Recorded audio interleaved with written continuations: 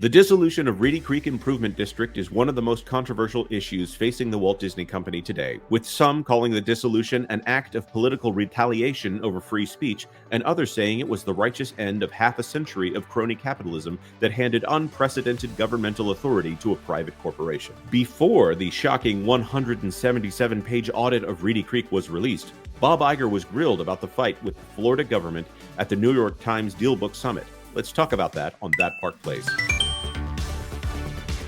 Here in Part 8 of our Breaking Bob series, we're ending our series going through recent statements by Bob Iger, the CEO of the Walt Disney Company, right before Elon Musk made his own controversial statements about Bob Iger. This time, the subject is Ron DeSantis, Reedy Creek, and the Walt Disney Company's stand to have bedroom issues taught by government officials in school curriculums aimed at children as young as 4 or 5 years old. Let's get to it. Make decisions like So you made a decision to suspend advertising recently on X. Yeah, we should, by the way, we should just finish. Can I just come back to one thing regarding Governor DeSantis in Florida? So he has to make a point of this, right? Like Sorkin's ready to move on and kind of give him an out and like not avoid talking about this. And he makes a point to specifically talk about it. Right. So he tries to say this whole issue is DeSantis. The DeSantis issue was not about environmentalism. It was not about terrorist acts. It was not about immigration. None of those things were things that the fight with DeSantis it was literally indoctrinating kids in kindergarten through third grade in public schools. Right. The Wait Till 8 bill, as he's about to bring up the other name for it.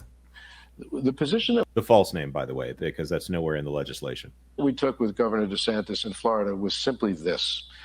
The company, while I was gone, decided to take a position against the Don't Say Gay bill that was moving through the Florida legislature. Oh, it's so sad that they did that. By the way, he made a statement publicly as well on behalf of the spirit of the Walt Disney Company. So he made a statement. The company made a statement. He made a statement saying he was disappointed in the way that Bob Chapek handled that. He said the bill was going to endanger children's lives. I mean, that's the statement that he made, and he responded to President Biden. So right. He made a very strong statement. Right. Correct. I won't comment about what I would have done or not. He did comment on what he would have done. But the company took that position. By the way, did you see that look right there? By the way, yeah, he knows he's lying. While I was gone, decided to take a position against the Don't Say Gay bill that was moving through the Florida legislature. I won't comment about what I would have done or not done, but the company took that. Oh, he's so innocent. Look at that. And he's trying to say that this was moving through the legislature as if there was a lobbying effort that could be applied. They didn't make a statement until it was signed. Right. And right. it was while he was gone, I will guys. say that Come Bob on, Chapek, it was while he was gone. Yeah, and Bob Chapek was in direct contact with DeSantis. Both sides of that have confirmed that at this point. Correct. Yep. Position against it. The governor decided, he got very, very angry at the company when it took that position. That's imputing motive, but whatever. He's not a politician. He can do what he wants there. And decided to punish him. I mean, I think DeSantis is allowed to be angry about that, right? I don't oh yeah, absolutely. Wrong with him there's nothing wrong with him getting angry at that. Right. Also, it was the legislature that came up with the bill, and then Ron DeSantis signed it. Correct. Yeah. And they had outwardly challenged the duly elected representative body in Tallahassee. I mean, it wasn't like oh well he got upset that we took this stance. No. You said our goal as a company is for this law to be repealed by the legislature or struck down in the courts, and we remain committed to supporting the national and state organizations work to achieve that. They were saying we're going to flex our muscles on you and overturn this bill that had been elected by a duly represented body. I mean, that's crazy. Yeah, that's official comments from the company. Yes. Just to be clear. Yeah. Yep. By basically stripping it of, first he wanted to strip essentially the entity. He finally remembers to differentiate between Reedy Creek and the Walt Disney Company here, which he did not do on the shareholders call. Right. He manages the property that Disney World is on, and then he decided that was impractical, so he would just take out the board and put his own board in. Okay, so this is a misrepresentation of the two steps that happened. He gave he dissolved Reedy Creek, and then he told them, you have the opportunity to refile with a special taxing district that follows the same rules as everyone else. Correct. And then he came in and said, well, okay, so you've applied for this district. This is how it's going to operate. In order to keep Orange County, which leans left, from just giving all that power back to the Walt Disney Company, which if that had happened, he might have done Bob Iger a favor here, because as we're seeing from this audit, and obviously we've talked about the audit elsewhere on this channel, there'll be more videos coming forth as that continues to develop. They were not doing them any favors by allowing them to continue in an unconstitutional and allegedly, but definitely allegedly, illegal operation. They are in danger of being classified as a criminal organization if they don't make changes. So after all of this came to light, even within the last 6 months, there have been emails from Disney.com email addresses that are engaging in trades that should not be done from a Securities and Exchange Commission level. I'm trying to be vague because I'm trying to not get anybody in trouble here. I'll just say that as a CEO of a worldwide major corporation that is listed on the New York Stock Exchange, when he talked about that's not the job of, it's the job of a CEO to speak out on these things. It's the job of the CEO not to commit securities fraud. Yeah, absolutely. I mean, wouldn't that be like on a higher spot on the list of duties of the CEO of a public company is not to break the law blatantly and over a period of decades?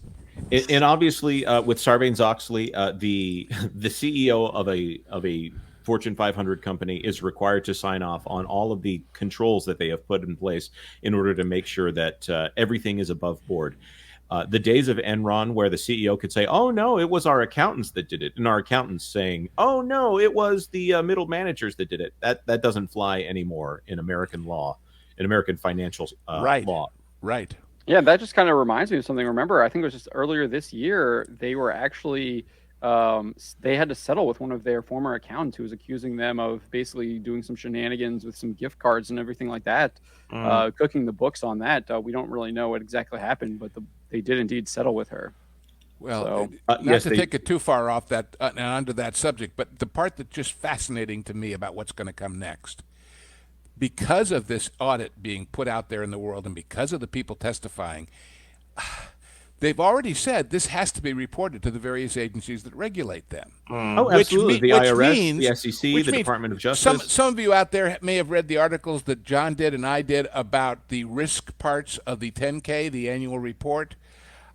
This is a risk that they never mentioned. And the risk that maybe we've been running a criminal enterprise for the last 55 years is something you would think would kind of get mentioned somewhere. So the question becomes, their accountants sign off on that report and say, we've given our certification of everything that's in here. Their lawyers do. Now they're going to have to put out either an amendment or a separate report to the SEC exposing this. And the obvious question is going to be, what did you know? When did you know it, accountants?